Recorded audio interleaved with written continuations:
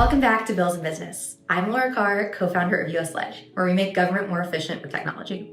If you're new here, this is where we break down the intersection of business, policy, and innovation with real conversations from people shaping industries. And today, I'm sitting down with not just an incredible entrepreneur, but also a good friend, Vinay Hiremath. Now, you probably know Vinay as the co-founder of Loom, the video messaging tool that scaled to nearly 14 million users and sold for nearly $1 billion. But what you might not know is what happens after that level of success. Vinay has been on a fascinating journey, turning down a $60 million retention offer, exploring everything from robotics to Doge, and even heading off to the Himalayas. So today, we're getting into all of it: building, selling, redefining success, and figuring out what comes next when you've already hit the startup jackpot. So what are you doing in Austin right now? So in Austin, well, the truth is that I feel like I'm in a phase of life where there's a lot that I don't know that I'm doing. So like, it's a very transitionary sort of fluid chapter of my life. I've been like fun employed for coming up on a year now. And so like, that's been like a journey of like figuring out what do I do after my previous company. I've done a lot of stuff. Like, yeah, I've kind of gone like balls to the wall, which is usually my style of like trying to find myself. And right now in Austin, what I know I'm doing is meeting with like good friends, meeting some new friends. Austin has an amazing entrepreneur scene. Yeah. Amazing tech scene. There's like a ton of manufacturing that's coming back here. Right. It's just like electric. And so meeting new people and like meeting old friends. And then I've been like kind of staying in this warehouse. They're kind of like stealth, the company, but they're doing stuff with like optics and electrical engineering and like biosensing and chemistry. And I've been like dropping in on their factory, trying to figure out, do I want to intern here? Basically take an unpaid internship to accelerate my learning of like electrical engineering and optics. Because I've been like self-teaching myself physics for the past like 6 months or so. Very cool. And I think Eric said to me, he was like, what? I was like, what's Vinay going to do next? And I think he said humanoid robotics. Is this the same company or group or? No, that is like, that was like the very beginning of my journey, like a year ago after leaving Loom. Let's back up a little to that then. I would love to hear from you, how you got to starting Loom, and I've got a ton of questions for you, but where you started and how you got there. Yeah. Oh my God. Me and my co-founders had this joke that by the end of Loom, so we started it, I think I must have started it when I was 23 or like. What was pre-23-year-old Vinay doing? Pre-23-year-old Vinay was poorly managing a team of web engineers at a startup called Up There. Okay. And this company was competing with Dropbox on storage, and the model was like one based on computer science. It was like, we have superior technology for storage, we can do things cheaper, which all turned out to not be true. And I basically started this company as like a web front-end engineer. Okay. And then during this period, I was learning a lot of computer science. I was probably doing 80 to 100 hours a week of like work, plus just getting as technical as I could. So I started on the web team, and then I went down to like the back-end servers team, and then like distributed systems, which is how the servers like work together. And then eventually I was like at the data center, like working with the network ops engineers. And then I went all the way back up and managed the web team because my previous manager had left. Okay. And I was the most senior web engineer, and I did a terrible job of that. Management was like, did not come naturally to me. I was like, I don't think I'm doing a good job. So we hired in a director of engineering who like mentored me. And around that time, I was like, I'd gotten so technical. I met my co-founders, Shahid and Joe, which is a long story. Okay, let's hear it. Okay. How do you meet them? So Shaw, I met, so they're both like my brothers, basically. And Shaw, I met at the first company that I interned at, that I worked at after my internship, after dropping out. So I like dropped out of college 2 years in, interned at then Facebook, now Meta, right as they were IPOing, which was an insane experience. As your first job? As my first internship. Just like my introduction to Silicon Valley was like interning at this like the center of the Silicon Valley, basically. Yeah. As this company was like IPOing. And I was really lucky. I got to work on this specific web performance, like web mobile performance team at Facebook that had these like engineering bets. Like one guy was like writing the JavaScript standard. Another guy was like a core contributor to WebKit, which is like the rendering engine for Safari and a bunch of different browsers. And I learned a lot, but I was super junior, so I didn't get a full-time offer, which was absolutely the right thing at the time for Facebook to do. Sure. And so after that, I applied to like, honestly, close to like 70 different companies trying to get a full-time job because I had told my Indian parents and all my friends, many of whom doubted me, I told them that I was like not returning home and I was just going to drop out of school. And so I'm like, I cannot afford to not have a job and to like go back home with my tail between my legs. And so I applied to all these companies. I got rejected by all of them, except for two of them. Okay. And one of them was Pinterest as a very early employee, which would have been extremely lucrative. Sure. And the other was this like dingy startup called Backplane that was dysfunctional in so many different ways, but actually extremely functional somehow in how they hired. And I think at least 4 of the team of like 13 or so individuals at Backplane are like now like multi-decker 100 millionaires. Like, so, wow. which is crazy. It's crazy. Like it's actually phenomenal because the way they hired their CTO was they put up like an application form and they chose the first person who had an @google.com email address who happened to be an intern at Google and he didn't have any programming experience. And then they hired this guy as CTO. He made a bunch of terrible technical decisions. Oh my gosh. And then he was fired the week before I started. And so startup life. Yeah. What made you choose, is it Backplane? Yeah. Over Pinterest? So I sent an email to Paul Graham. And, the Valley is like, for people who aren't in like the Silicon Valley, there's this perception that there's like the others and there's like the in-group. And that's certainly true at a certain like power dynamic.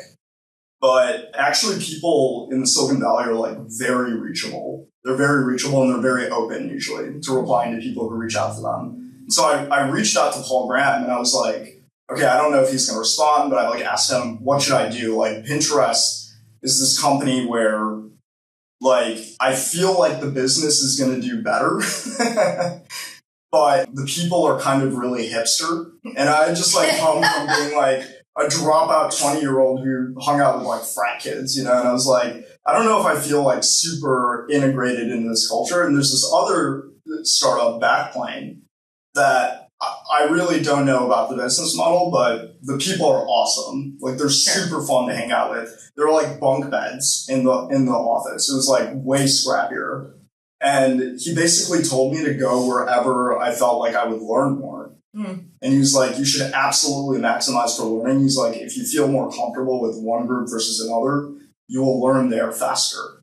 So I went to Backplane. Culture fit is so important as we've been hiring. And we've got Kushin here. He's been starting the culture for us, and we've got James now. These are all the Austin folks and essentially bunk beds in our place. We started in our apartment, but that's so cool to hear that a startup in Silicon Valley, you have bunk beds in your office. Oh, that's yeah. hilarious. So my co-founder, Shaw,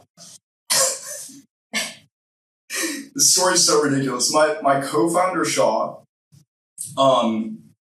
is a very talented product designer. He's like, I've met a lot of product designers. I think he's probably one of the best product designers I know, like in the world. And he worked with our design team, who I loved, but were mostly Mormon. Okay. And Shaw's Muslim, and they won't ever say this, but I think there was like some beef between Shaw and the main guy. Okay. And so Shaw just starts working with James, who's the mobile engineer. and just starts designing the mobile app. And the mobile app looks like way better than anything the rest of the designers are working on. And so they get the COO to let Shaw go, like to fire him from an internship. Oh, wow. 2 weeks before it ends. So they fired him 2 weeks before it ended and paid him the 2-week severance. And as they're telling us this in a stand-up, Shaw is living out of the office at this point. So he's literally he's sleeping in the bunk beds. Oh no, so he's in the back. And it's literally on the projector from the all hands. And Shaw like walks out of the bathroom and just like goes and brushes his teeth in the bathroom. And I like raised my hand. I was like, hey, I know I'm really junior, but I have an idea. Why don't we just let the intern finish the last 2 weeks? Because you're paid him anyway. And it's like, it's obviously very awkward because he lives here. And everybody like started laughing. And it was just like, yeah, either way. Wow. That's how I met Shahid. Shahid interned at Backplane. So you all were at Backplane starting out is how you guys met? Me and Shahid were. Joe I met because one night, me and my friend wanted to go to this like this like pretty hardcore electronic DJ called Feed Me. And we wanted to go to his concert, but his concert was sold out. And so we were trying to scalp tickets, but no one would sell them because this guy has like a cult following, right? And so we look online and we notice that a week later, he was going to be playing in LA. And so we rented a couple of motorcycles and just started heading down to LA with no thought at all of like, where are we going to stay? What are we going to do? And I start to realize this on the way down. Like, it sounds really dumb when I say it, but we're just so caught up in the moment. I start to realize this on the way down. Like, wait, we don't know.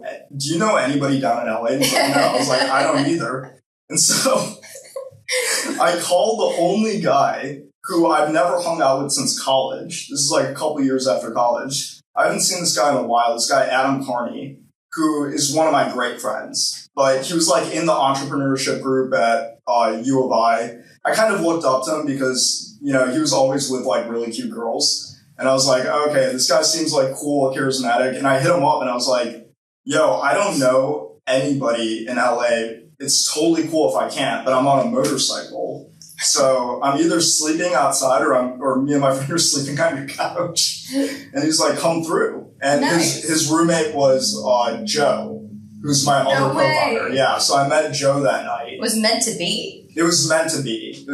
You would never have met had you not done that random. I know. Which is why, like, people should do random things. People are not doing enough random stuff in their life. Like, you should, if you're stuck, like, if you can afford it, you should ricochet as fast as humanly possible outside of whatever vibe you're on.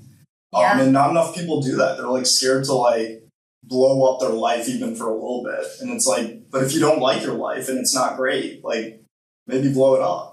Well, you said something really interesting to me that I really relate to is not everybody would have made the same decision of, okay, I dropped out of college, now I have to make this work. A lot of people would have just gone home.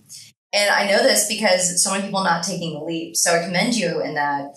And that's how I felt when I moved to the US because I moved here 17 and a half and I was at military school, which I hated. And I voluntarily went. I can totally imagine you at military school, though. It was hilarious. Yeah. Is it funny in your mind? Because it was pretty funny. I think it's funny in general. The idea of military school is hilarious, but it's also cool. It's like I'm sure you learned, like, you know, discipline. And that's exactly why I went. Yeah. But like 3 months in, you know, commander sexually harassing everyone and like trying to get me kicked out if I didn't comply. And I'm like, I can't go back to the UK. Like, I'm in America. I want to pursue the American dream. Yeah. And I just kind of, you know, pushed through and I whistle blew for sure to make sure I stay. So I wanted to stay in the U.S., transfer to a different school. But that was kind of my experience. Well, I'm sorry that was your experience in military school or academy or whatever you call it. Mm-hmm. It sounds like a pretty bad experience, you know, like commander sexually harassing people. Everyone, literally. Yeah. And he's in jail now, like, for life. And that's a whole, story, which is good. Yeah. But it put me off, wanting to go to the academy. I wanted to go to the Coast Guard Academy. And so I was like, oh, it helped me. So I went to the most American school I could find after. I went to Alabama, and I transferred there. American. Right? I was like, this is such a good experience. But I felt that same way as you, like, oh, shit, I can't make this not work. Yeah. I have to make it work. But most people I know wouldn't. They would be like, oh, I'll just go back home. Yeah. Or what was kind of your goal moving to Silicon Valley? Like, what did you think you would achieve there? Were it like American dream? Like, what did you think? My sophomore year, so I went to college for material science, Okay. which is extremely boring for most people alive. Like the study of material, it's like What is material science? So material science actually started as the oldest engineering profession. So the beginning of material science is metallurgy. So if you think about like the Bronze Age, the Iron Age, right, the Copper Age, like all of these ages determine the tools we were able to build and how we were able to evolve as civilization. And so smithing and metallurgy was like the beginning of material science. And now it encompasses all of the materials of everything around us. So, anything on spaceships, the wood, the way that this house was built, like there's probably a lab of material scientists working on innovations to make all of this a lot sturdier and cheaper to build. And so material science is really the study of everything. If you have a basis in material science, I think it's kind of like the goated engineering profession if you can get through it and you don't find it dreadfully boring, which most people do. If you can get through it and you find it interesting, you will understand the basis for everything that gets put together. And so you kind of you have this like low-level understanding of the universe, or what I call simulation zero, level zero. And so yeah, like that, like for me, I was really into electronic materials. So, like how do you dope silicon? And I learned the difference between silicon, like just a day ago from this guy at one of the factories. Silicon, silica. I won't go into that because no one's going to care. You love it. I love that. Yeah. But, you basically, I was studying things like doping silicon, which is like adding certain elements to increase electrons so that they can flow through your chips. Mm-hmm. I was interested in research of like nanotubes and nanomaterials for transistor design. So how can you make transistors nanoscale to increase how many zeros and ones you can compute on the chip, which of course is where we're at today. Now transistors are on the nanoscale, which is crazy. So that was like the stuff that I was interested in. And then I started to I launched a website called Secret Feed with two of my friends. We just wanted to see what it was like to launch something, to build something in software. And it kind of took off. Like there were thousands of comments. There were like hundreds of students on it at any given time. And I kind of got addicted to the idea of building stuff that didn't require a multi-billion-dollar laboratory. And I was like, oh, this is really cool. You can just like put something out there and people will use it. And so I started taking computer science classes, maybe like second semester, a couple, and then like full-blown sophomore year. And I started getting really into computers. And around the same time, I bought myself a MacBook, which when I opened this thing, I was like, wow, this is the most beautiful product I've ever used. They've thought about every detail. It just works. I don't have to restart my computer when I install new software. It's like, this is magic. And so I started learning about Steve Jobs. And I started reading the Steve Jobs biography. This is around the time that The Social Network came out as well, the movie about Mark Zuckerberg and the start of Facebook. And, it's very cliche, but I just like fell in love with all of it. I was like, this is awesome. This is what I want to be doing. And I remember the day that Steve Jobs passed away, I was like this computer. I was basically like, my job was like, I worked at this computer lab where I tell people to like not bring food and drink into the lab. I was like a hallway monitor for a computer lab. And I remember reading, like most of my job was just sitting around and doing homework and doing nothing. And I remember reading about Steve Jobs passing, and I just felt like, I don't know, like I felt like this pretty deep hole Like I felt like a deep hole, like in my soul. Like I felt like a part of the universe, like a creative energy in the universe had just dissipated and become like energy with other things. But it used to be like concentrated in this individual who pushed us forward, and it was like gone. And I was just really sad. And it was really funny to most people who I was explaining it to, because they're like, why are you so down? I'm like, Steve Jobs passed away. And they're like, you don't know him. And I was like, that's the rational response. But like irrational, I just felt this way. And I kind of decided at that moment, like it was the beginning of this journey that started in high school. But I kind of decided at that moment that one of the guiding principles of my life was going to be to become one of the best engineers I possibly could be. Mm-hmm. And so I, beginning of or end of sophomore year, I decided to drop out. And yeah, that's been like my guiding principle through everything. You had asked me, the original question, I believe, was that you asked me what kind of pushed you to like go out and do it on your own. That's kind of like the backdrop of it. And I was just like, I just want to be the best engineer I can be. I know people in the Silicon Valley are like, they're just shipping shit. They're doing stuff. And I was like, I want to be part of that. I love it. Yeah. That's very motivational. And also to know where you got to with that mindset. So I'm very big believer in like power of the mind and where you put it. Yeah. So how did you get from being on the couch, sleeping on the couch in LA, and you meet Joe? Yeah. And then Shaw. How did you guys come up with Loom and decided to start that? When I met Joe, I was every time I traveled between LA, I'd hit up Joe. Joe was like my bro. You know? You must have been a very special night. It was very special. You know, like me and Joe immediately clicked the first night I met him. We stayed up until like 3 a.m. or something, just talking. And Adam like went to sleep. He's like, I feel like I'm like third wheel.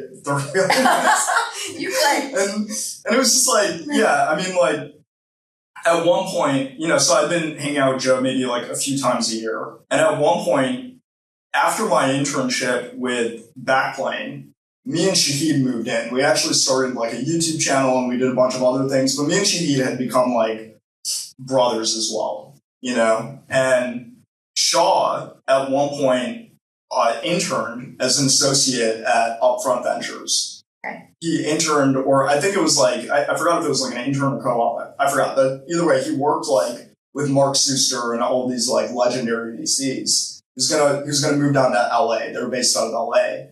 And so I introduced Joe and Shahid. And Shahid started crashing on Joe's couch. And Shahid's like, at this point, I think he was like 19. Okay. Because he didn't go to college. So he had just like went straight to intern at Backplane right out of high school. And Joe's like, okay, I have this like 19-year-old sleeping on my couch. Joe's like, I need to get rid of him. He's like, this guy's awesome. I like hanging out with him, but I do not want a 19-year-old to continue sleeping on my couch. So he tells Shahid, hey, if you want to sleep on my couch, you got to pay this rent. And it's like an astronomical rent to be sleeping on a couch. This is like, Shaw would be better off. Like the message was supposed to be, Shaw, like go find a place because you'll be able to find your own place for the same amount, right? And Shahid's like, yeah, sure. He's like, I like hanging out with you. I'm 19. I'll pay this much to sleep on your couch. No way. Yeah. And so Shaw is paying a full room's rent in LA to sleep on Joe's couch. And Joe's like, okay, I guess I'm not getting rid of this guy. Like, I am making a decent amount of money now. And they just become really good friends. Joe's roommate, Adam, who's the guy that introed me to Joe, moved out, and then Shahid moved in. And so then Joe and Shahid became roommates. Okay. And at this point, I was going down to LA like all the time. Because I was like, two of my favorite people live together down in LA. Like, sure. Why not? And so I was going down to LA all the time. One night we go out. It's a bit of a hazy night. We go out to, we're like 20-something boys who are like, just want to get drunk and have fun. So we go out to like Victorian, we get back, and I remember we're all like smoking a cigarette outside of Joe's place. And we're just talking, and we're like, yeah, I noticed X, Y, and Z at my current place of employment. It's really stupid. Like, I would do things differently. And we had like all these opinions about how poorly managed the companies we were working at were, which I've now realized. I now understand totally why all those things pop up when you scale companies. But yeah, we basically were like, we have a really good distribution of skill sets between like product design, a VC network, technical chops. And we were just like, we should start something together, you know? And so that began Open Test. That began like what we started this like user testing expert network, like to help experts like match up with companies and help them test their products, do product testing. And Open Test eventually turned into Loom at one point. We were like grinding for like 6-7 months, and then we just pivoted our way over to screen recorder hooked up to the cloud. Yeah. Wow. So you did you kind of pivot a little in direction from what you started doing to Loom? Yeah, we pivoted a ton. So we started as this like forum where we just had people submit like a website and then ask 5 questions that they wanted someone to record themselves going through their product as like a product expert. Okay. But the first forum was just me, Joe, and Shahid. So there was no expert network. It was like just us 3. And we would use all this really janky software to like record ourselves on the screen and like talk through the questions and go through these product experiences and be like, maybe this button is off, or like this wasn't really clear as a next step. And we eventually started charging for that. And then we eventually were like, why don't we just combine all of this with a Chrome extension and a JavaScript snippet and allow our customers to do these types of videos for their own customers, for their own clients. And so that began like the kind of productization of like the video recording, because we noticed like all the recording tools were super janky, like streamlining the uploading, pairing it with like questions on the website, having like in-screen user experiences and starting to build up like kind of a product intuition behind those types of controls. And we iterated through that space of like user testing for a while, and eventually got to a point where we really only had 2 weeks of money left in the bank. This is like it's almost like a very common story now. I feel like for a lot of startups, you know, it's like founders, you know, have nothing to lose, very young, they like iterate their way through. They have like very little money left. But that's how it happened to us. And we decided to like kind of throw a Hail Mary, and we're like, well, what if we decoupled the Chrome extension from this like platform for user testing and just made the Chrome extension like record videos, and people could do whatever they want with that. And we launched it thinking it was going to be like a growth or lead funnel back into the user testing platform, because for whatever reason, we hadn't learned our lesson that this was a terrible business. I have no idea why, because we were just scaling left and right. But that launching, you know, what was then called OpenVid, terrible name. That's cool. No, it's okay. Horrible name. But hey, you know, your opinion matters too, you know? Yeah. I have so many questions. So when you started, it was 3 of you. Were you all living together at this point? What was like the work setup? You were hunkered down for 6 months building this. Like, what was that office environment like? Did they move to San Francisco? Yeah, so we were all working out of my apartment in San Mateo. Okay. Which was a pretty small apartment, you know, and we had 2 bedrooms, but there were 3 dudes, right? So one of the bedrooms had 2 beds, and then my bedroom had the only solo bed, but we had to rotate because we were like, we were working a lot. We were working all the time. I had like been working, so we were working so much. I'll just speak for myself, but honestly, I'll speak for Joe and Sheehan too. We were doing a bunch of Adderall. We were doing modafinil, and like, I remember we were doing this while going to the gym and meditating. So it was kind of that's weird, impressive. Yeah, it was also like counterproductive, right? So there's like this weird kind of like bro science of how we were going to like be in the zone. And to this day, I cannot do Adderall or modafinil or any of that stuff because I'm just so scarred from that period of like getting to the point where like it feels like your brain is like a bunch of cogs and they're really rusty, just like moving forward. And so like we were working all the time out of this dingy apartment. You know, there were periods where we'd like lock ourselves like I would like lock myself in the room and literally not get up for like, this sounds crazy, but I would literally not get up other than to go to the bathroom for like over 24 hours. Like, oh, wow.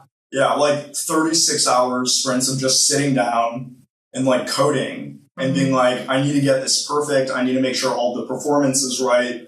Like usually people are like, they're like, okay, we need to figure out the scope. For me, I was like, the scope is like the perfect product every single time. And so I was just like, you just got to sit down and do the work. And I was the only coder. So, yeah, I was about to say, it's like all on you when they were doing a ton too. Sales, product, design, like Shaw and Joe would just be on calls all the time. And so we were just, cranking. Were you bootstrapped at this time, or did you have any money in it? And were you working anything other job, or were you all full-time in this? We were all full-time in this at this point. At the beginning, Joe had to like taper off because he actually had people reporting into him. Okay. But for the majority of it, we were like all full-time on it. Bootstrapped, or did you have any funding? We started bootstrap, but we actually had a few friends like cut us angel checks, which was, if we didn't have those, we would not have survived. I think we took it was like something like 10 or 15K in angel money at this point. And so, like basically the day or 2 days after we had launched, two investors, Danielle and Michael of 1517, it's a venture fund. Danielle and Michael, like at this point, had been following our journey for a while, and they just felt bad. Honestly, I think they just felt bad for us because they're like, dude, these guys are working all the time and they just can't get a break. And so they came over to like write us like a smaller pity check. And we basically sat them down and we're like, hey, we know we were going to talk about the user testing platform that I'm sure all of us are thrilled of talking about as it's failing every single week. But actually we like launched this other thing and we just want you to sit down and we don't know what it is, but we'll like tell you about it because there's a ton of growth. And so that turned from like a meeting where they were going to just write us a check to survive to, hey, we'd love to like cut you a bigger check and lead your pre-seed round if you guys would be down. And so like I kind of say that there are like two different modes that founders can be in and predominantly are in for each journey that they're on. It's like, one is the founder that's very vision driven and they're like, the world needs to be this vision, and they usually stick to it. Very few pivots. It either succeeds or spectacularly fails. That's me. I'm that exactly. I think so too. Yeah. That's exactly me. Yeah. Yeah. And that's great. And then there's founders where, you're really just pivoting and it's like this thing takes off and you basically have a choice as to whether or not to jump on the rocket ship or not. And so we were squarely in the latter category, and, this thing was just taking off and we're like, well, we got to hop on and do this, That's so cool. Yeah. How much did they write for you for your pre-seed? So they wrote a $250K check. Cool. And I'm not going to remember any of the number of our raising rounds. Like there's just been so much going on. But I think first big one though. Yeah, I think it was like, I believe it was like a 4.5 pre. Cool. And we raised a couple $1 million. And yeah, Danielle and Michael, like I can't like thank them enough for basically saving our company. And Danielle and Michael are like amazing individuals. So they actually started the Thiel Fellowship. They worked with Peter Thiel and started the whole program. And like Danielle, like they do these crazy other things. Like Danielle like sponsors this like really forward-thinking elementary school in San Diego that's like a top elementary school. They're really interesting individuals. And because they have like such a different thesis on how to bet on people, they've been able to be early in companies like Figma and like Fossa and like all these other companies, Luminar, major LiDAR producer for like all the self-driving cars and everything else. And yeah, both thank you, and they're both like very impressive people. So we were lucky to have them as first investors. So from start of your building phase, where you guys were just going balls to the wall, to you're acquiring your first customers, kind of what timeline was that, and what was that like getting your first people? Well, during our series, so we still had not monetized until after our Series A. So it was a while actually. Okay. And one of our lead Series A investors, Ilya at Kleiner Perkins, was like, he pulls Joe aside and he's like, hey, so Loom is like growing a lot. We're obviously very happy with this. But he's like, I feel like I've been duped into investing in a consumer startup because you guys like still have not charged a single person a single penny. And we had like all of these people on the platform at this point. Like we were probably in the like tens of thousands of companies at this point and hundreds of thousands of users, like monthly active, weekly active users. And it was like, we hadn't charged anybody. And the reason is because we just hyper-focused on making the product as good as we possibly could, making it performant, faster, supporting new media types, like building more full-screen controls and like all these features that people wanted. And so we just hyper-focused on that. And we're like, as long as we have the best possible product, we will win, which... Now in hindsight, I think we could have charged earlier. Like it was like a great idea at the time. But I think I see the value in charging early now. But that was kind of like the ethos, like the startup ethos. I'm sure there's some like 0% interest rate, delusion going on there too. We were certainly deluded in all that, just as everybody else was. Well, it's really exciting for me to hear kind of how you grow and you just blew up from where you started. So tell me a little bit about the journey you had from, starting out and then seeing hyper growth. Yeah. And then what was that like to scale a business and, bring on new members of the team? Obviously, when the three founders get along, great. That's awesome. But then there's more people and more scaling. So can you tell me about that? Yeah. I mean, yeah. It was a lot. No, I know. It's just like my mind is like going through a montage of like all these things, and it's always interesting. I don't like to prepare for podcasts or interviews. Yeah. Like I think it's better not to. Sure. And so, but it's funny because like telling the story, it's always like, what do I feel like selecting or highlighting at any given moment? Sure. Well, the first thing you had mentioned, like co-founder dynamics, those definitely. I mean, expectedly so, shift as things grow. You get, on one hand, you get more specialized, right? Each of the co-founders, you get more specialized. And so your worlds start to not overlap as much over time, which is very strange because you start out and you're like all together in every meeting. And then all of a sudden you have all these meetings. It's like, Shaw, don't join our engineering stand-up, Right. Yeah. And so there's this like isolation effect that happens as you grow bigger. And so one thing I always tell founders is it is critical, absolutely critical that founders maintain like a weekly dinner, like a Sunday dinner where they can just like talk about their week and then also give each other feedback about how the business is doing. Like there has to be this like open feedback that is like intimate where you're building a bridge and like maintaining that intimacy. And it's because as you scale up, you don't overlap as much. And it's like critical you maintain that cohesion. That's great advice. We're in that phase now. Yeah. And I mean, you and Eric, obviously. We do not work together during the day at all. Yeah. It's really weird. At the beginning, we were in every meeting all together. And then now we're in our own bubbles. We get to talk about it, but we have like a 3-hour meeting with Ben today. So the three of us can just like see what's been going on and all catch up because it's been like a couple weeks because we were at the wedding last week. Right. So, okay, that's so fascinating. That's really good advice as well. For me, but for other founders to keep that relationship. And it's surprising because a lot of founders I talk to do not do this. Really? I'm blown away by how many founders don't do this. Like founders of companies that are growing very quickly, that are like in the spotlight. I try to like talk to both through like trying to angel invest, but also like meet new founders and just give them advice. Yeah. I talk to all these people and it's like, I'd say maybe 15% of the founders that I talk to maintain a weekly conversation with their other co-founders. Really? And for me, that's wild. that's wild. So either way, like isolation is kind of one thing that happens when you scale.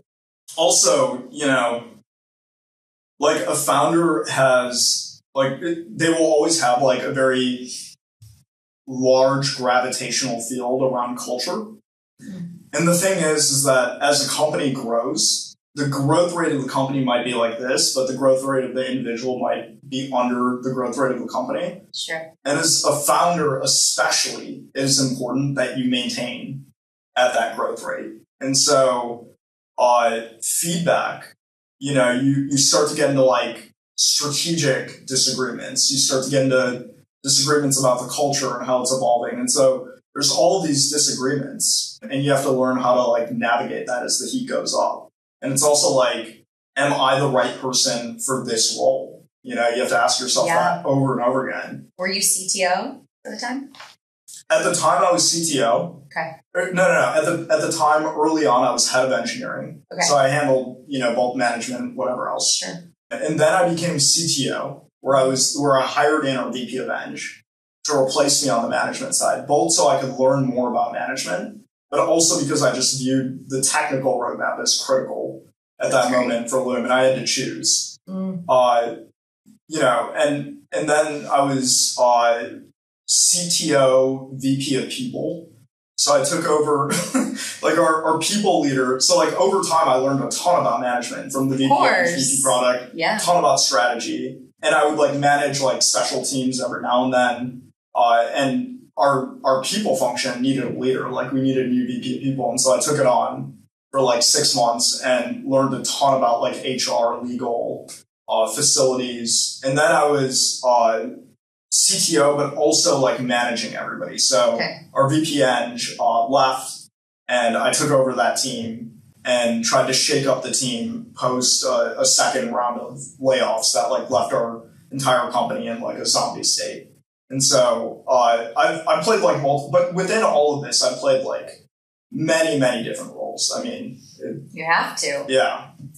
And how big was the team at that time? This is like, this was a span of 7 years, was it? This was a span of 9.5 years. Okay. Yeah, almost 10 years. Yeah. So when you scaled, kind of how many did that get to? At our max, I think we were at like 340. Oh, wow. Yeah, we were way too big. We had made the proverbial mistake that most high-scale founders were making, especially in like the ZIRP era, 0% interest rate era. And we like overscaled sales before we really nailed down like an enterprise sales motion, like even a mid-market sales motion. We overscaled the Eng team because we were bifurcated on our focus on product. Like we lost a lot of focus on product, and me and Joe made a ton of mistakes there that we had to undo. So we had made a ton of mistakes to get to 340. And after the layoffs were all said and done, we were down to like 175, 180. It's still huge. Which is big. Yeah. But it's for Loom scale, it was the right size, I think. I think we ended at the right size. Okay. And yeah, I'm just really proud, like during that period of the company getting together and like rallying and getting us to a point where like a year later, we were 405% year over year growth in our ARR. Amazing. Like to go from a zombie state to that. I'm like really proud of the team because they basically had to be like, we need to put our egos aside and trust two people who just royally fucked up for multiple years. And we have to trust that they can get us out of this. And there's like understandably a level of distrust and like resentment. And the fact that the team like pulled through that and trusted us anyway, and we all won together, like I could not be more thankful of like everybody on the team. So 180 was a good number, yeah. How close were you with most of the team? And there were people on the team you didn't know? Yeah, there were definitely people. It was so weird when there started to be people on the team I didn't know. Or, honestly, I just didn't have time to spend time with. And that was not a good feeling, Sure. Like, I think as a leader, it's so much, as a teammate, it's so much more fun when you know everybody. and so to not be able to have like as personal relationships with people who you relied on to get your stuff done, it was weird. I love not scaling now. Like, I think if you can get away with not hiring people, that's always better. But yeah, people on the Loom team were like great. It was like an amazing culture. What was the culture like? So the way that I describe culture is like every level of an org hierarchy, the function of that new level of indirection is to shield the next layer from the psychopathic forces of the market. So like you have your board, which sits right on the market, right? Like everybody's an investor, they're super invested. It's like, what's happening with the market? Oh no, we're down on revenue. And then like you have your exec team. And then you have like at Loom's level at that point, a leadership team under them.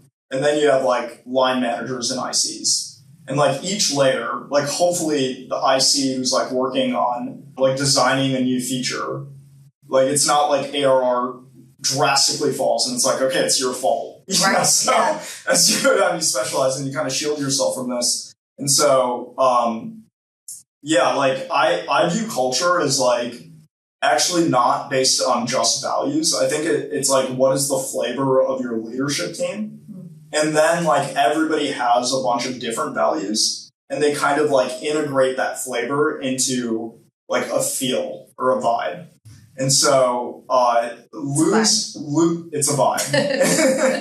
And Loom's leadership team was kind of like, I would describe us as a mix of hippies and capitalists.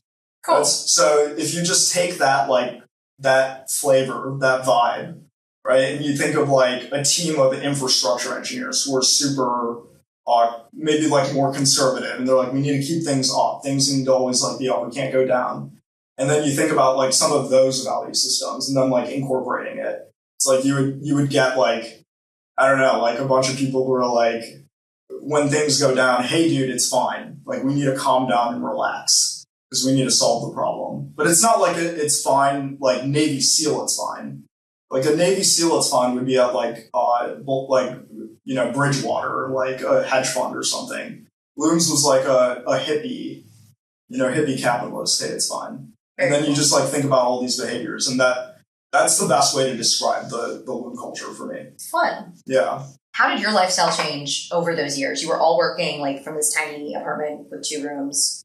You obviously didn't do that forever. Right. So you scaled to a bigger office or some remote. Like, what was your life like kind of post-growth, mid-growth?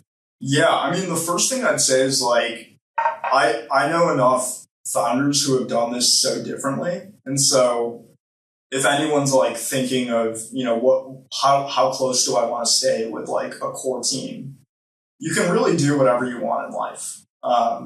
There's going to be consequences, right? For sure. But like, I can tell you about the time that I lived with my roommate Harsh, who was also an engineer on the team, and I managed him, and how awkward it was when I had to give him performance feedback, and then we like walked back to our apartment together. There are definitely consequences to some of this stuff. Sure. But you can I know a team like the Speechify team, which is like an app that does, text to speech. They're like at a sizable scale, and the core team has been like living together and just like moving into these giant Airbnb mansions between like Miami and London and LA. For us, we took the more, I'd say, traditional path where, after our pre-seed, we moved in together, we were still living, but then when our seed round hit, Joe was in, and is still in a relationship, he's married now, but Joe was in a relationship with Maggie, who's his wife, and they're like, okay, we'd love to have our own apartment, and like, so we kind of like federated around the seed stage. And yeah, like over time, working hours went down as well, which I think is like one of our biggest mistakes personally. But, hey, it happens. And I think that you're like just figuring stuff out, especially as a first time founder, you're just figuring out, okay, like lifestyle, work, leadership values, like what do I choose? And so it was a mix of choosing like maybe some more traditional things, but then keeping our culture like weird and holding on to that. that's kind of like how the Loom journey unfolded. But if I could go back, I would hold on. I really have to stick on this point of like, I would hold on to like psychopathic performance at all costs, because I think it makes it more fun. And not everybody wants that, but I think it's more fun and you actually deal with less problems down the road. That's good to know, because I'm definitely on that psychopathic performance side. I'm sure you are, yeah. I want to make sure. Eric's like, you're hardcore, kind of tough. And I'm like, yeah, because I think the three of us did things in a certain way. And so whenever we're managing, training new people, we want it done the same way, which is never going to happen. It's really hard to do, right? Where something's not, but I try and get everybody in their strengths and their skill sets. But I think something, I'm curious if you think this is true. Someone has said to me before, there's nothing that can prepare you for the founder role. Like, everyone is so unprepared coming into it. Do you think that's true? Or is there anything that you would advise or, give tips to any entrepreneurs that could prepare them? I mean, there's tons of tips, but it's like, at this point, I feel like I've mentored enough founders where I'm like, giving any specific advice, it's like, there's a lot of danger you can do. Like, I've given bad advice before and seen the outcome of that, and I was like, whoa, I should like make sure that I'm giving like advice that I believe in and caveat everything, But here's what I'd say, like, like in either Platonic or Socratic philosophy, I forgot if it was Socrates or Plato, maybe it was both of them. They have this ideal where there's like these 4 pillars that every person should maximize. That's like a core of their essence that increases their alignment with nature and their utility to society and increases their happiness. And there's only one of these pillars that you can't actually maximize. You're born with the maximum amount of it. So you can't get it. And it's within you. And that's wisdom. And so, I'm just going to go with Plato, even though that might be wrong. I don't want to keep saying Plato and Socrates. Plato, he basically was like, every person, they can hear advice all they want, but until they make their own decisions and ask themselves internally, what would a wise person do? They will never actually build up their wisdom. So every person has like a wise, there's like an old wise Laura inside of you. Yes. There's an old wise Laura. She's still rocking the business casual, or I don't know if that's full business, and she's like, hey, Laura, like, be kinder to yourself or whatever, right? Like, maybe she's saying don't be kind to yourself. But every person has to listen to that internal voice and then observe their consequences and see if it was actually a wise choice. So you must make your own actions. And so I'm a big believer that founders are like the most stubborn. They're the most stubborn and set in their values and principles of like most people. And so I think I would always give advice with the caveat of like, this is the way I would think about it. But whether or not it's a wise decision is totally up to you. And I've found that founders actually take more of my advice when I say that. And so, I don't know if I have any specific advice. I think that it's like most things, you're never gonna be able to describe what it's like to like hook up with someone if you're like a 4chan keyboard jockey, right? You're never gonna understand what it's like to climb a mountain or like go do something adventurous in nature unless you do it. It's like that with founding a company. It's like that with anything. We're like in this trippy life journey, and it's like we can take these paths that less people have taken, which actually I think a lot of people have founded companies, so it's not that atypical, but like less people than the norm. Sure. And you can kind of go on and be like, okay, this is what it's like. I feel like advice is like, you should just give it out situationally. That's great. Yeah. I'm sure a lot of people come to you for mentorship. Yeah. Do they? Yeah. Okay. Yeah. It's just weird to say that. Yeah. Well, it's like a lot of people come to me for advice and mentorship. Well, I think it's when people see the success, you're like, okay, a lot of people found companies, but what defines success in a company? And there's so many different things that could define that. Your company was successful. You, 9.5 years in, went through an acquisition. Yes. So for almost $1 billion. Almost $1 billion. I think Eric texted 25 you million. Yeah. on the day he said couldn't get to $1 billion, bro. I know. I cracked up. I was dying because I was like, that is exactly what I'm thinking.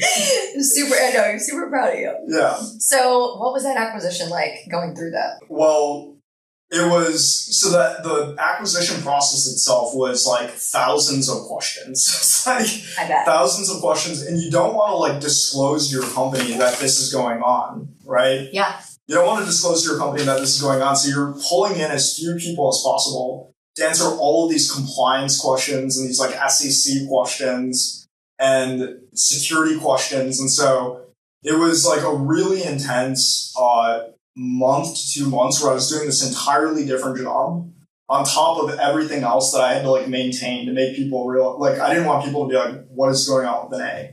And so it was kind of an intense period of a lot of work, but it was also like fun. It was different. You know, you're going through this transition. You're like, whoa, like my company's like evolving in a way that, you know, I really didn't count on or like expect.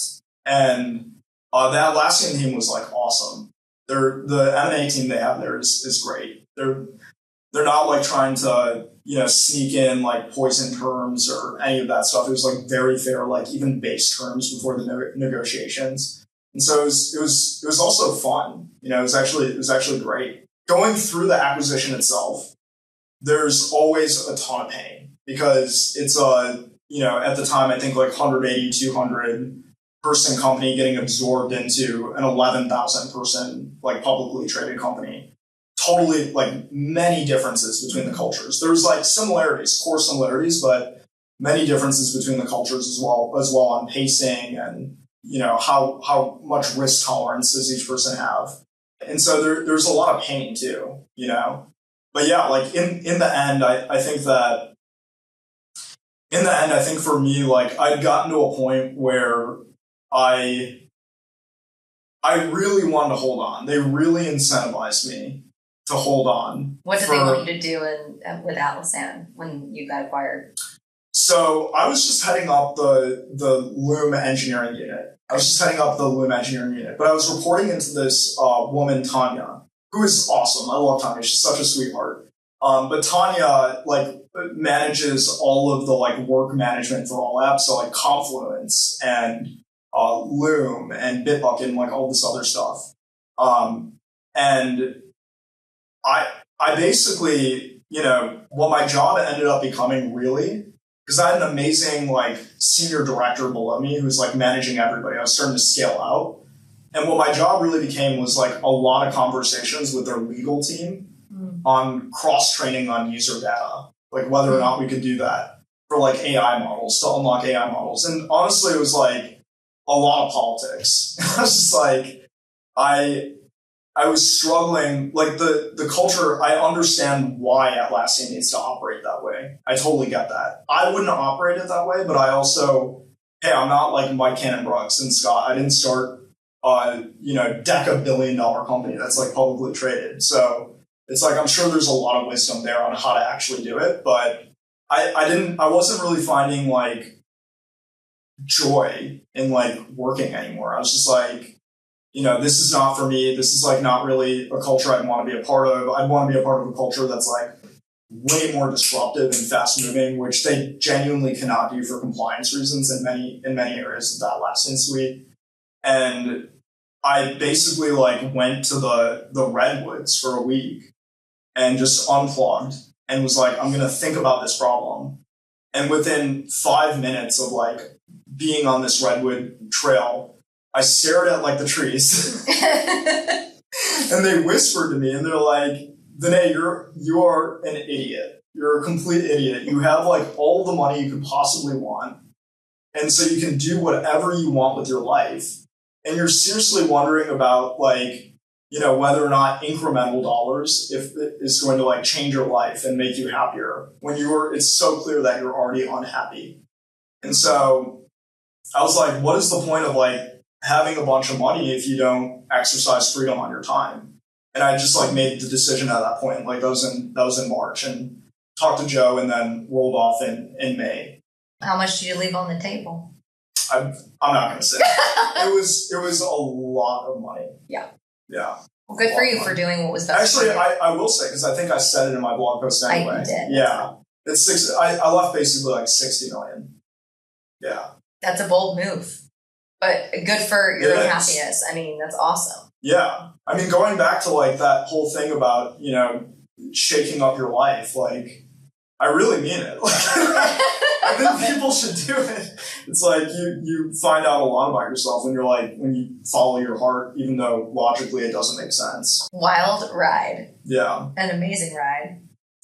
Speaking of the blog, so I was cracking up. Eric and I were on a walk with a VC in Austin, and I don't know how it came up, but Loom came up. And the VC goes, "Oh, is that Vinay?" And we're like, "Oh, how do you know Vinay? Like, what a small world." And she went, "Oh, he went viral." Yeah. And I was like, "What?" And we didn't know. Eric and I didn't know. We're like, "Wait, Vinay went viral? What are you talking about?" And then I see your post on Instagram, and I was like, "Oh, dang." And so yeah, I did read it like briefly yesterday. Okay, yeah. Because I had it before, and I For saw you sure. hung out with you this weekend, and I was like, I do need to go see it, read it before this. So, what inspired you to write this blog and share with the world such deep stuff? Yeah, the great thing is that we're good friends, so you don't even have to read it. You I know, you can just talk tell about me. it on your podcast. You told me a bunch this weekend that was on there. I was like, okay, cool. I knew most of this stuff. Yeah. But yeah, what inspired you to write that publicly? Yeah, so the blog post is titled, I think it's titled, "I'm Rich and Have no idea what to do with my life." Yeah, so basically what I don't want to happen from this is that I become the Mike Posner of tech, which I'm learning a lot of Gen Z does not know about. And so I'm sorry for Gen Z. I'll give you a little bit of background. Yeah. Mike Posner is like this musician who wrote this song, "I Took a Pill and a Visa," where he's like sad about being famous and lonely. And I'm like, I don't want that to be me, but that is like the flavor of the article is like, I've made all of this money. I've done all of this stuff. Like I got really deep into robotics after leaving Loom. I got really deep into robotics. I learned like deep learning from end to end, like building neural networks from scratch through this video series called Zero to Hero by Andre Karpathy, which I highly, highly recommend for anyone who's in deep learning. He takes you all the way from building a single neuron all the way up to like building GPT-2 from scratch. And so you learn a lot about deep learning. I went through that, did a bunch of weddings, unfortunately had a breakup. I know. I got to meet her at our wedding, so hopefully everything's okay there. Yeah, I hope so as well. I'd rather not talk about that too much, but Sure. I hope she's doing well. And yeah, just like climb mountains in Nepal, like climb mountains in the Himalayas, and recently got back from like being in the jungle in Hawaii. And so I've had like a very I'd say like bipolar and unstable year, but there's been like method to the madness. I see it now.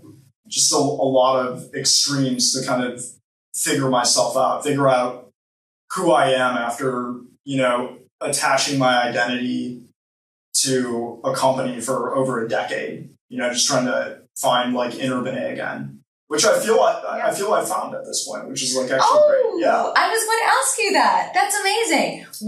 What's the time that you felt like you found that again?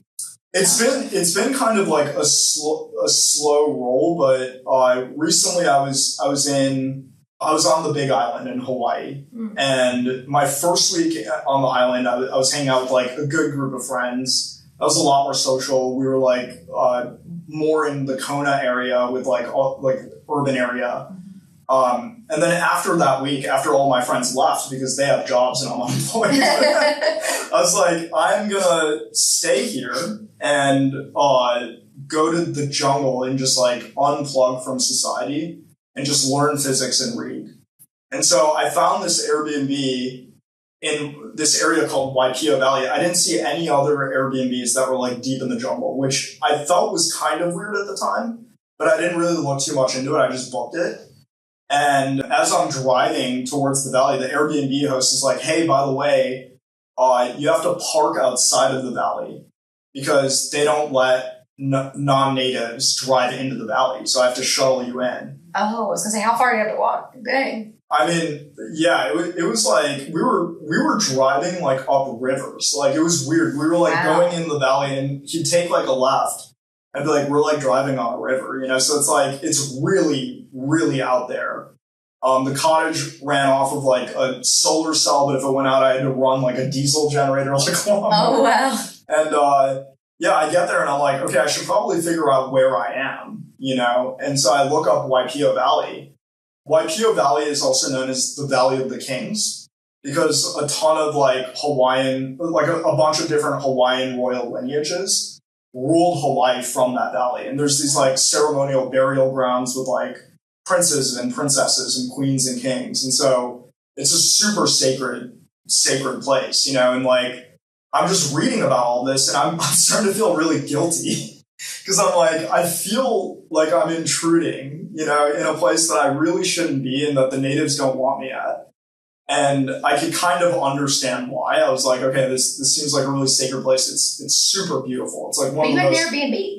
Huh? But you had an Airbnb. I know, but still, I was like, I don't know if I should, like, I think if anything, that excuse is not going to make the natives like me more. It's like, hey, why are you down here? Oh, don't worry, I Airbnb. It's like, oh, okay, we like you now. That's so funny. Yeah, so it was, you know, the first couple of days I was like avoiding eye contact with the natives. There's only like 30 or 40 people in the entire valley. Wow. And I was like so self-conscious. And at the same time, I was reading, funny enough, 2 different books. One is called The Way of Kings, which is like this high fantasy book. It's the first of this like series called the Stormlight Archive. It's amazing, but it's a read. It's like over 1,000 pages. And I'm reading this book about like the Way of Kings, where a central theme is like how to be a proper king and like lead with like benevolence. And then I'm also reading the Bhagavad Gita, which is this spiritual book. And, you know, essentially it opens with this prince, Arjuna, who's fighting for his brother's rightful place on the throne. And he's in a chariot traveling between these 2 lines of armies that are about to engage in an epic battle. And his charioteer is Krishna, who he doesn't know at the time, but is the reincarnation of Brahma, the ultimate God creator. And so Arjuna is like noticing that the people he's about to fight are like his cousins and his uncles and whoever else. And he's like having an existential crisis, right? Because he's like, is this really worth it? Am I willing to kill people that I know who are my friends for a moral higher good? And so Krishna is like having this conversation with him in the middle of this battlefield, like giving him like basically tips on how to philosophically think about life. And I had no idea, like I didn't plan this. It's not like I was like, oh, Waipio Valley of the Kings, but there's like all these themes of like princedom and kings that were like kind of interwoven together. And there's this one thing that Krishna says to Arjuna that I took to heart, which he basically lays out the formula of life. And he's like, look, if you remember anything else, just remember that all paths lead to me. So people who are looking for more success are seeking me. People who are looking for nothing and to denounce things are seeking me. Every single path leads to me, and I'm like the creation of everything. And so he's like, the way that you get to me is by building wisdom. Wisdom is built off of action, selfless intent. So take an action to gain knowledge. Make sure the action that you're doing is to serve others. So even if you're doing something for yourself, do it to build yourself up, to be better for others. And then we all have expectations in life. So don't give up expectations that something will turn out good or bad. Like you should have your expectations, but whatever happens, it's by my design. So do not have attachment to the outcome. So that's like the formula for life. This is what Krishna says: action, selfless intent, non-attachment. And I basically decided, okay, I definitely don't want to spend multiple weeks in Waipio Valley avoiding locals. So I'm just going to like adopt this formula and see how it goes. And the next day I walk by these guys, these like shredded, like taller than me, native Hawaiian dudes who are like carrying boulders and just chilling on the side. And I'm like, okay. And so I go up, I start talking to them, I start thinking about selfless intention. And I'm like, hey, I can like help you guys landscape these houses if that's what you're doing. And so I began helping them carry hundreds of pounds of boulders. Like, and I was doing it like every day. And they like invited me in. I started like making friends with them. I started meeting everybody in the valley. And so I had these crazy conversations, like one with this guy who like moved a ton of marijuana into the US during the 80s and like gave that up and now lives in Waipio Valley. He was like a weed kingpin. Another person who lived in like a tree house and like meditates for like 12 hours a day. Wow. And I was just meeting all these people because I was just following this like one formula for like engaging with people. And it was like a really strange kind of like psychedelic spiritual experience with none of the drugs. You know, it was just by being like super present. And I was like doing that and then like doing physics as well. So I was basically that's amazing. Kind of like, that's what made me feel pretty reset though, and like finding Vinay, because that was your question. It's like, well, how did you find him? It was kind of through all that. Great answer. How long were you there for? Overall, I think I was on Hawaii for 5 weeks. Okay. Yeah. And I know we talked about what you did in the past and a little bit about future. You feel like you found Vinay. Again, tell me a little bit about the timeline of when you were in Hawaii and then your connection with Doge and working at Doge. Yeah, so I've said this a few times. I will say it on camera again. There's a lot that I can't talk about with Doge, and it's both like it's not just legally, although it's definitely legal. I bet definitely legally. Okay, there's some cruel and unusual punishment coming my way if I disclose things that are confidential. But totally. I have like a lot of respect for the team and what they're doing, and like secrecy is actually critical for what they're doing. And there are people on the team, who I hired on and I worked with whose safety I care about and whose well-being I care about. And this is some like really high stakes stuff. So yeah, there's a lot I can't talk about, but what I'll say is like some of the stuff that I said in my blog post, which is like, I had just gotten back from climbing, mountains in the Himalayas, and I was like, okay, like, I definitely don't want to sit alone with my thoughts. This is where my headspace was. Like, I don't want to be sitting alone with my thoughts. I want to be, like, moving and doing stuff.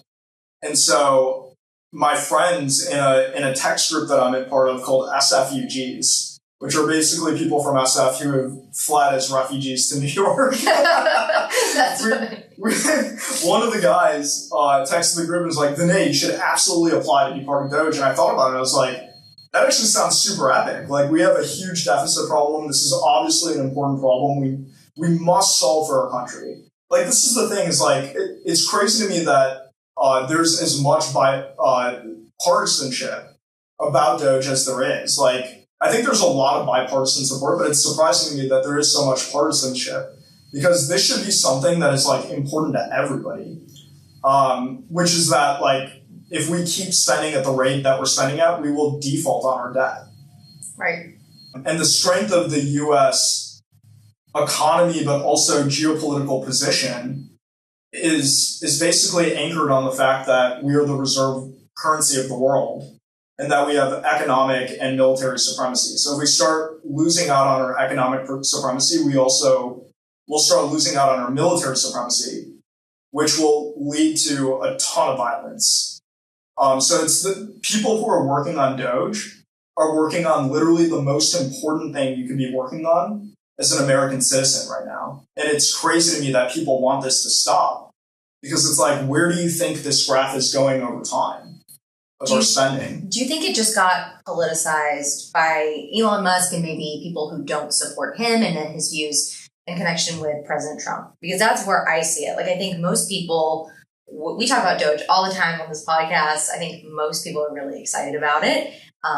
We are, especially here. We're the software for government efficiency, right? We're making everything a lot easier. Soge, right? I know. Our friend came up with that. That was hilarious. So do you think that it's just the politicization of it? Or what do you think? Well, I think I don't know. But I would say that, everything that is going to drive clicks will be politicized because that's a way to drive clicks. So there's some percentage of the pie that's that. Digging down the details, for sure, there's a lot of people, Elon Musk, Donald Trump, these are like super polarizing figures. Right. So there's a lot of that as well. It's always going to be the case. If you believe that Doge is dismantling a bunch of fraud and a bunch of embezzlement and is like dismantling these systems where people are benefiting from it, if you believe that, there's also some percentage of this of people who are very wealthy and very powerful who want the current power structures to remain in place. And if you don't believe that, I mean, I don't know, like, I just don't know how to talk to those people because I totally believe it. So, Sure. I'm open, I'm open-minded though. But yeah, so I think it's kind of a mix of all of that. It was going to get politicized either way. Moving fast in government, moving fast around spending that benefits citizens is always going to be dicey. These senators and Congress people have constituents that they have to answer to, and the constituents usually want more money. So there's like a lot going on that I think is happening to contribute to the politicization of it. But obviously as well, when you're doing things like cutting DEI, it's automatically going to get politicized, regardless of what your opinions about it are. And so, yeah. Can you speak at all to what you wanted to do or were doing at Doge? If you can't, it's totally fine too. I'm just curious what you wanted to do there. Yeah, honestly, I just wanted to do... Well, first of all, I will say that I spent 4 weeks at Doge. Okay. 4 or 5 weeks at Doge. And the team has, we were moving so fast back then without, without the transition to Trump happening yet. We were moving so fast back then. I can only imagine how fast they're moving now. And so the first thing that I would say is I was there for 4 weeks, and whatever I even did is just like so small in comparison with what they're probably doing now and how much impact they're having. So that's the first thing I'd say. The second thing I'd say is that I just wanted to focus on whatever would maximize my usefulness to the team. So I really entered being like, look, I don't care what my title is, I don't need some big fancy title. I don't need something whatever I can actually contribute to, I'll do. And so I did. I'm a pretty good recruiter, so I did a lot of recruiting, a lot of phone calls, and I got to talk to really not some of literally the brightest people in our country, verifiably, just some of the brightest people of all time who wanted to join and wanted to make an impact because they care about this country and they care about the values of the U.S. living on.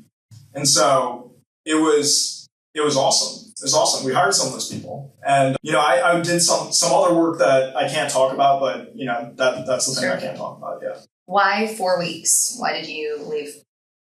So I ended up working with a lot of people, but there's one guy who's now publicly named, so I'll name him.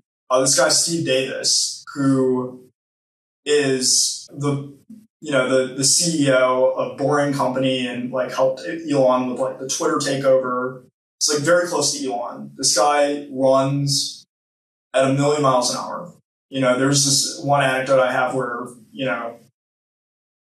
he basically from time that we made a decision about a candidate to close had this candidate coding with us in 4 minutes. So from the time we decided we want this person to close, this person was coding within 4 minutes, closed completely, and had a bunch of doubts too. And so Steve is kind of this maniac in a great way, in a fantastic way.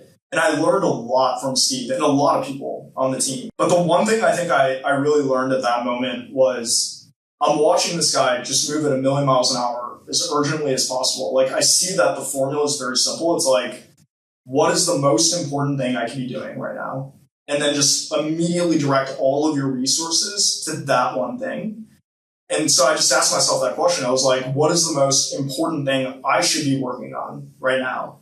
And the answer is, as a U.S. citizen, probably what I was doing. And so it's kind of a weird equation. It wasn't super straightforward. But, I was as Vinay Hiremath, probably working on my shit and like sitting in the ambiguity and sitting in my emotions and dealing with this now. You know, and that was something that I absolutely did not want to do. Like, I was having a blast working like 80 hours a week. It was so much fun. But I was like, this is what I should be doing. I should be sitting with myself and be sitting in the ambiguity of, you don't actually know what you want to do right now. And so that's when I left and decided to go to Hawaii and all that stuff. But yeah, and that was absolutely the right call. Absolutely the right call. I see the things Doge is doing, and every now and then I get FOMO for sure. Yeah. I'm like, they're doing some cool stuff. But I'm so happy I made this decision. Like, I needed to. Do you have a relationship with Elon at all? No. It's a big organization. What are you most excited about publicly for Doge to do that they've said they're going to do? I mean, I don't want to comment on that. Okay. Yeah, but I would say that, you know, I find the overall mission of, you know, cutting a bunch of spend in general exciting. I know it's not that exciting. Oh, it's so exciting to see. I'm like a former government nerd. I love that stuff. For sure. I'm like, you're going to get rid of the 1 penny because it costs 2 pennies to make? Yeah. Do it. What? That's not even a question. Nobody even uses pennies anymore. So, yeah, I'm excited. The government spending is like huge. Like, if we can get that down and then we can stimulate the economy again, we could have a true golden age for the U.S. And when I say that, like, obviously I say that as a U.S. citizen, I think it'll be great for everyone. There will be like golden ages for everybody. Like, we're a super globalized economy. And so, yeah, I was just excited about the idea of like all of this shit hitting the fan and then just seeing like some of the spending go away and being like, whoa, I feel lighter. Every day I wake up, I feel the weight of the deficit on me. I don't actually. That's awesome. Like, wow, thank you, Elon and Team Doge. Well, what is next for Vinay? What's your next chapter? Do you know? I don't know in a lot of ways, but there's kind of 3 things that I'm focused on right now. Like, one is that I've been writing a bunch of screenplays. Oh, cool. And so we'll see where that goes. I've been writing a bunch of screenplays. I've met with a few like actors and actresses in New York. You know, nobody like A-list, but just people who will actually respond to me. Someone who's never made a film. What type of plays? I mean, these are all like short films. So the truth is similar to me writing my blog post. Like, when I wrote it, the blog post that went viral, when I wrote it, like, I had written a bunch of other blog posts. Like, I had written like 10 leadership management style blah, blah, and it was like so bad. It was so bad. I was like, no one wants to read this. Not a single person wants to read this. And it took me like 20 or 30 different reps before I landed on the thing that I released. And it's like similarly for the screenplays. I'm writing a bunch of these and I don't like really any of them yet. And at some point I'll like one and then I'll get like a crew together and try to film it. And so I don't know what that'll be, but that's just kind of a new journey I'm going on. Eventually I'd love to like make feature-length films, but we'll see. That's like a 15-year journey. So we'll see about that. The other thing go for it. You gave us a preview at the wedding with the close your eyes, imagine the space. So we were at a wedding together this weekend and we had a talent show that we were forced to participate in. Yes. We're happy to be part of. We were happy to be part of. And I'm really happy that it actually happened because it made everyone do something and it ended up being really cool. For sure. But your one was, music, and then you were narrating a story and we felt like we were there. We had to close our eyes. It was very cool. I visualized you and Shane meeting and you telling the story. I thought it was very, very cool. Oh, thank you, Laura. I thought it was terrible. There were no cuts. Like, so there was like a song for each scene of me meeting Shane and Wendy. And it was like, there were songs for each scene and the cuts were terrible. It was like, I like played the next song and then I had to fast forward to the timestamp. I didn't even have the timestamps like saved. And so, like, people would be, like, meditating and then their eyes would, like, blink as the call was happening. I was like, I know what's happening here. But it was fun. It was really fun. Good. It was kind of like a movie, Yes, very cool. No, what were you going to say in the next piece other than screenplays? Yeah, with the physics, I had a realization, like, a week ago or 2 weeks ago where I was just looking at my iPad and all my notes and I was like, wow, I've done a lot of physics, like a ton of physics. And it would, for the longest time, I was like, this is, like in my head, there was a voice where I was just like, this is not going to work out, dude. Like there's a lot you have to do. And it was like cool to see how much progress I'd made. But, you know, staying in my friend, and I can't name the factory again. Like, I don't usually keep this many things under wraps, but this is like something for somebody else. He's trying to stay in stealth, but I was in his factory. They're building some cool sensor stuff. And I was just thinking, like, it'd be really cool if I interned here, like did an unpaid internship and just accelerated my understanding of like electrical engineering and optics and like all this stuff that I'm learning about theoretically, but apply it. And so I'm considering, you know, joining a company and like just doing an unpaid internship where I accelerate my understanding of electrical engineering and all these other fields that hopefully I apply at some point. Very cool. Yeah. And then the third thing I'm working on is a men's addiction support group. So I'm starting it as an experience. There are now some people you know who are going to join it who are at the wedding, but I won't name names. Okay. And it's like basically aimed at men who are addicted to like vaping or like any nicotine, pornography, video games, social media. These are kind of like the four things we're concentrated on. But I'm just starting it as an experiment to start. I have like kind of the basic structure of the program in mind. And if it goes well, I'll like expand the group, expand the experiment. And then if it goes really well, I'll productize it and create like a platform for it. But that's like another thing that I'm kind of doing. That is a great effort to be leading. Very cool. Yeah. There's some bills in Texas that are crazy. Like I think anal sex is illegal. It's illegal? Yes, like across the board. There's a bunch of things that are illegal. Wow. I know. But it's because they happened so long ago, and then yeah. Well, there's also the Texas porn ban bill, like the porn ban. That was my bill. What do you mean that was your bill? What is that? I wrote that bill. You wrote that bill? Okay, I have it framed downstairs. Whoa. This is so crazy. You didn't know this. Okay, so I worked for Senator Paxton last session. And we got a call one day from a constituent who was very upset talking about how their child got addicted to pornography and that we need to do something to help it. So I went and talked to my boss about it, and she's very much on the protecting children in every way, whether it's in schools or online. And so I said, hey, there's a bill in Louisiana that doesn't ban pornography, but it's an age verification for minors. Right. So that you have to show how old you are to be able to see porn. So she said, I love this. And there were a few people in the office that were very against it. Like, we don't want to be the porn people. We don't. And she went, yes, we do. And I went, yeah, let's do it.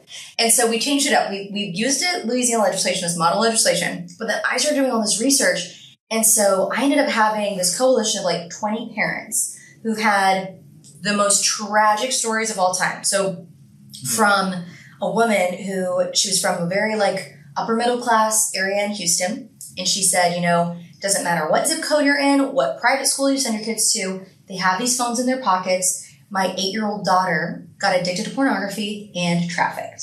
The 8-year-old daughter. And trafficked?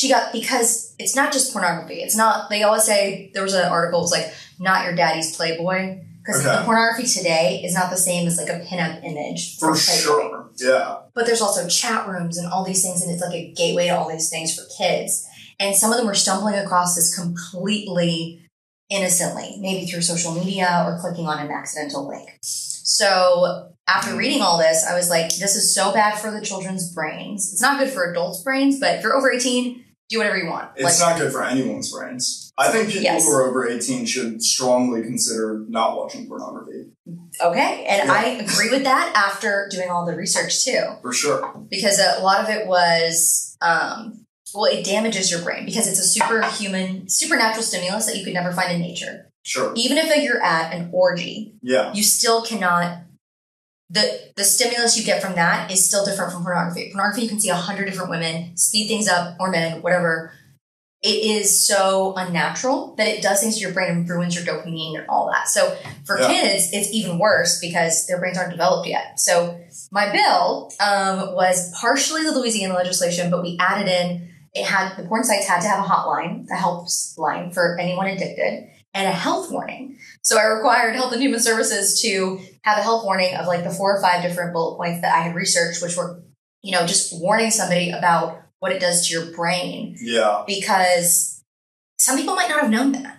Well, I mean, we also put warnings on everything else. I know. We put warnings on cigarettes and alcohol. And so that's awesome that you wrote this bill. Thank you. Yeah, thanks for doing that. Thanks. I had another one too. It got kind of killed by big tech. That's like a whole other story. It was more compliance on the manufacturers to actually put in like a software update that would automatically filter things for kids. Oh, okay. Tech was not a fan of that. Didn't Apple, they implemented like something like that, right? There was like a client-side hash verification for like, okay, do you have harmful content or something like that? It had to be like a backdoor that didn't expose the images, but it like verified whether or not, I don't know what the end result is. I guess like child pornography. There's a lot of things going on in each individual state. So I will say this was just Texas specific. I don't know what that specific bill was, but then there was House Bill 18, which was protection of children on social media. Yeah. That also does harm. But this bill was House Bill 1181, and it passed unanimously. I think there was maybe one person in the House who said no to it. And then it went through, but then there was a Supreme Court decisions on it, and it won. But the Pornhub was actually the place that censored it and other porn sites. So they said, you know what? We don't want to comply, so we're just going to shut down Texas. Oh. That's what happened. So anytime somebody mentions, pornography is banned here, I kind of like to tell the story because it was my bill, and I fought so hard for it. I built like coalition of 20 moms and dads and experts and people to come in. They flew in from all over the country to come and talk about it. And then the senators got really, really enraged. And I can show you the 5-minute video, but everybody was present that night. It was like a perfect storm. And the senators all co-sponsored the bill. And I've never seen this happen before. So I was sitting on the floor and they hear all the testimony. And then all the senators go, this is happening in my middle school for my grandchildren that are having someone attacked because of pornography, and like seeing it and showing the children and all these horrible stories. And then they said, I want to co-sponsor this bill. And Senator Zaffirini, a Democratic senator here, very senior, she says, Senator Paxton, I would like to invite everyone here to co-sponsor your bill.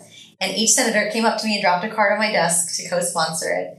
And it was really cool experience. That's cool, yeah. Because it was my bill baby obsession. But then it got this like viral traction. So it was a very cool experience to see that become law. Well, cheers. Thanks. Yeah, trying to protect the kids. Yeah. So that was my favorite thing. Well, thank you so much for coming on the show today and for all your wisdom and your fun stories. Do you have anything else you want to share or how people can find you? Thank you for having me on. Yes, of course. Thank you, Kush, for being the head of the FBI. Being sworn in. He's my manager. Thank you for keeping all this on track and polished. People can find me at VHMTH. That's my handle on, X, which I hate calling X. I like Twitter more, and Instagram. And so you can find me there. Or you could go to my website, vinay.sh, and I have like other links. I'm sure people will find you after this podcast. So thank you again, and I'll enjoy the weekend. Thank you. So how did you guys meet? I don't know. You want me to tell the full story? Go for it. All right. So me and Eric, we met on a pickup group called the Simple Pickup Project Go Facebook group. And so this was a group filled with, naturally the most popular people in the world who... He's being facetious. It was very, very much not that. It was, I was new to the city, moved in, and like, what do you have to do when you move to a city for the first time? You make sure that you can meet the local women, right? Yes. So I entered the group, and then the first message I got was Vinay, who we got chatting, came over to my house off of the internet, and then it was you, myself, one of our best friends named Shane, and then my brother, and then an Uber driver named Boris. Oh yeah, an Uber driver named Boris. And then we hit it off, and then we started hanging out more and more, and then that's history. That's how we met for the first time. Anything I'm missing? Yeah, well, we started this group on Facebook called the Gentlemen of the Bay. Mm-hmm. Yes. So, we met on this. We started this group. I think you ran it for a little longer, but I was there for like a week. I think you started Loom, and then you definitely got like full on. You're like, this is all of my energy that right now. It quickly shifted from how do I meet all the women in the area to how do I marry my computer and my co-founders for like what ended up being a decade of my life. Absolutely. You missed out on a great opportunity with the Gentlemen of the Bay, I will say. I bet I did. No, it was there for a little bit. Hung out with Boris, a couple times. Shout out to Boris if he's there, right? Shout out to Boris if he's there. But no, that's and the rest is history. And then you met Laura as well, and now now it's the whole family here. Whoa, whole family all together. I'm part of the family, right? Yeah, but we've known each other for like 10 years, right? Something like that. Yeah, and for people who don't know. Me and Eric and Laura were at one of our best friends' wedding ceremonies over the weekend, and it was this, like, the most hippie wedding you could possibly imagine in the middle of the redwoods, and there were these two different exercises where there was eye gazing involved, and I matched up with Eric during the, like, masculine, like, let's get the men together and, like, be men portion, and then I matched up with Laura during the, like, dancey, more feminine portion, and I like looked into both of their eyes for a very long time, and so I feel like I'm part of the family. Oh, saw 4 eyes, 0 souls though. No, it's all good. I'm just kidding. No, it was very, very fun. I will say when there was like the cuddle puddle in the middle of the thing, I was definitely like, what is happening? I was. What was your reaction to that? We even talked about. I think everybody was like, "What is happening?" Because it's so rare for there to be like that intimate of a connection at a wedding. I feel like so many weddings are just like, they're tradition and it's a little bit more conservative. And so when you're like gazing in people's eyes and cuddling and like doing animal yoga or whatever else, it's like so intimate, so different. Oh yeah. Did you get in on that cuddle puddle? I was. I don't think I did. Yeah, I don't think people looked at me and they're like, don't. You're the only one we don't want anymore. I don't know about that, but everyone have your eyes closed. If you feel comfortable, crawl into the middle right now. Yeah. And then I was like, I just want to see what's happening. Laura's in the bathroom at this point, and I open my eyes and just see like a cuddle puddle of like 6 women rolling around on the ground in the middle of her, and I'm like, this is a trap. this is a trap. I am not getting in there. And then Laura came back in, and I was like, you wanna get in on there? And she's like, what the fuck?